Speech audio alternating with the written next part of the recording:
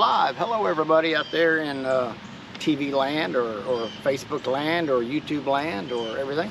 Welcome to Coffee with the Mayor on the second Saturday of the month, unfortunately, because the first Saturday was Labor Day weekend and we didn't want to do it then, and there was also the 9/11 stair climb that I was participating in, so I didn't think y'all wanted to see me all hot and sweaty after that. So it was a fun 110 stories of climbing stairs that day. It was about 2 miles worth of stairs, it seemed like to me. But anyway, welcome today. We're at Springhill Park on Binder Street. I don't know if you can see behind me, but that's the park. It's pretty cool. This is one of the renovations we did here in the last few years. I think this was completed last year, if I remember right. I wanted to give you all some project updates today. One is the parkway. It's coming along nicely.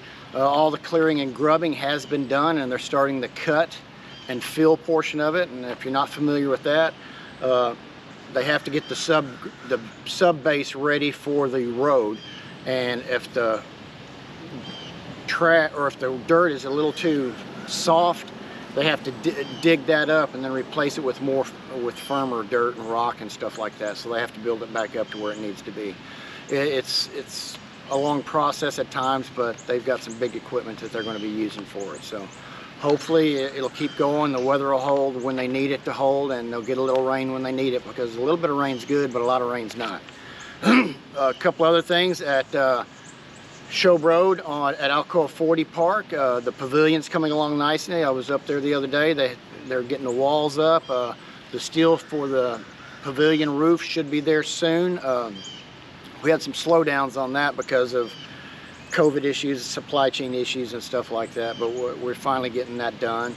Let's see what else we got here.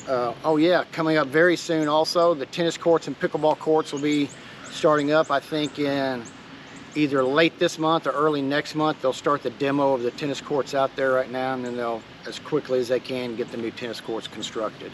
It'll be 2 tennis courts and I think 2 pickleball courts, if I remember right. But I can't remember exactly how many pickleball courts, but hey, we're trying our best. A couple other things. One of the things I really wanted to talk about today is stormwater and the process that we use in the city, or that happens in the city. You may or may not have noticed on your water bill that you get a stormwater charge. If you're a resident, you get a $3 charge. If you're a business, you get a $6 charge. It doesn't matter how big or how small the business is, you're charged $6. So the big box stores, who I shall not name today, but there's at least 2 of them in the city, they pay $6, as well as a small mom and pop business pays $6. We're looking at some restructuring of that sometime in the future, but anyway, with that money that we collect, it winds up being about $250,000 a year. And that's the money we use in addition to other monies to do all our stormwater projects. So because that's such a little bit of amount of money and the cost of those projects is so big, we have to subsidize that. We pursue grants, we go to council for extra money and stuff like that. So that's the way it works. But anyway, we get just to give you the rest of the process, because I'm a little bit rambling today. It may be too much coffee already, I don't know. But anyway, so we've collected that money, and we have an idea for a project that we know that's needed to be done stormwater-wise to alleviate some flooding issues in an area.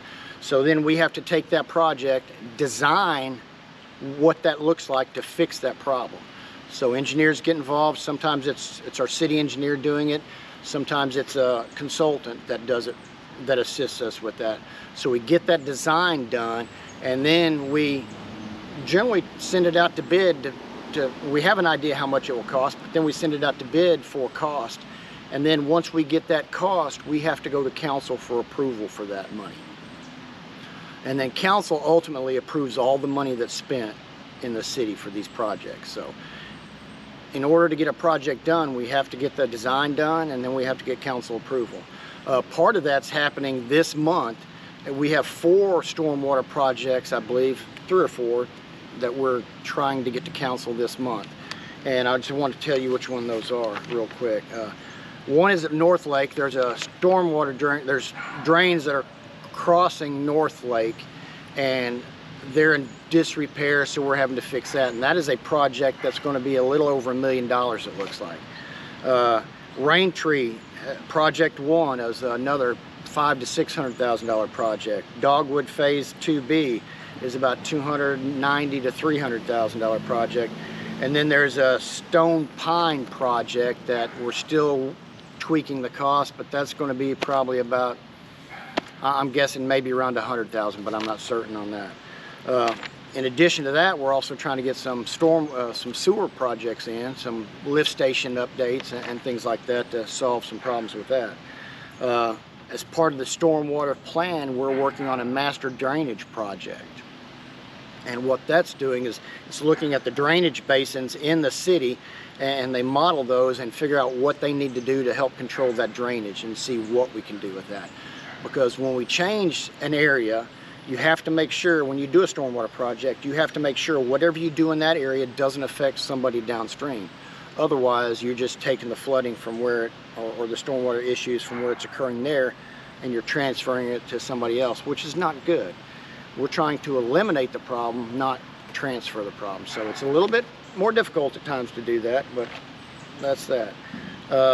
Another thing we're doing this year is we're completing a pavement analysis, which, and some you may see it. They've already started it. I don't know how far they're doing, but it's a vehicle that's driving all our city streets that we own, and it takes pictures and it shoots a little sound waves or something through the ground. Anyway, it determines how bad the pavement is, and so we can identify the places that truly need to be fixed.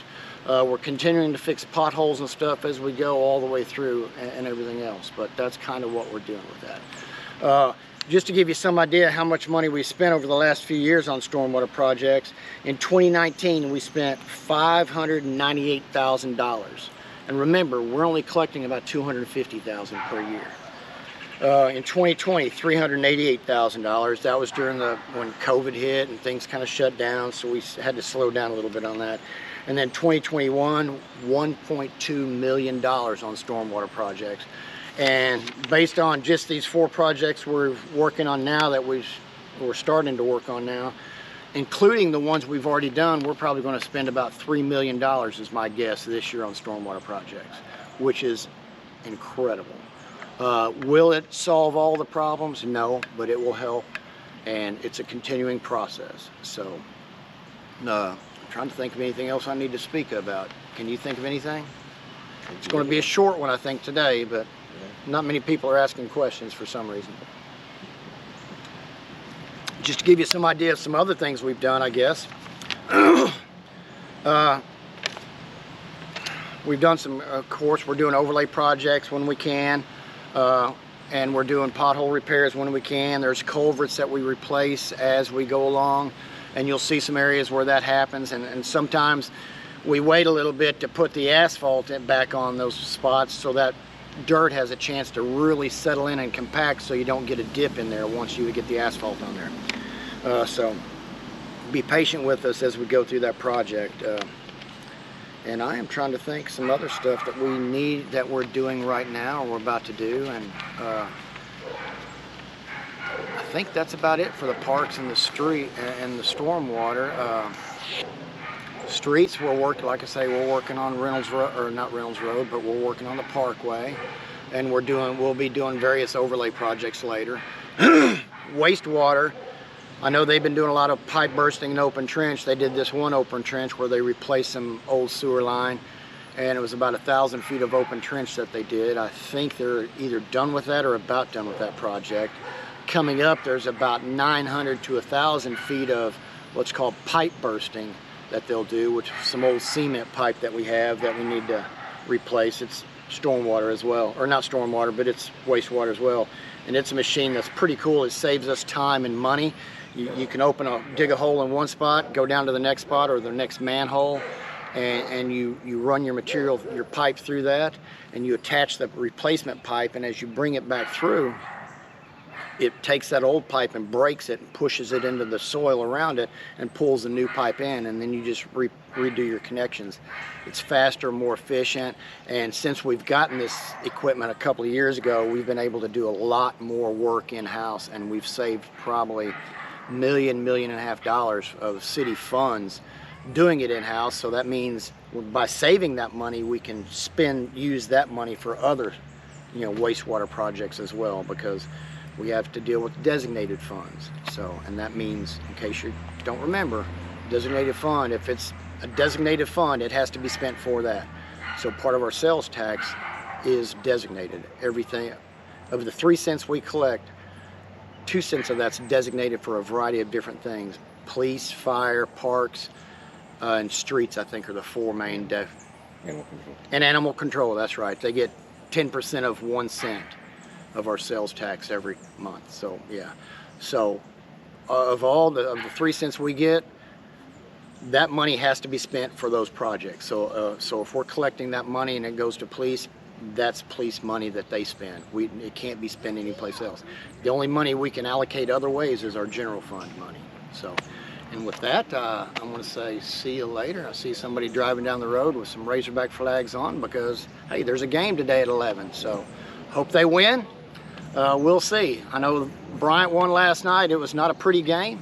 They beat Parkview 20-10, but there were some bad penalties because they were a little rusty. There was a lot of motion penalties, jumping the gun early. So anyway, but they won, and that's the important part. A win's a win, right? So with that, I will say thank y'all, and I'll see y'all later.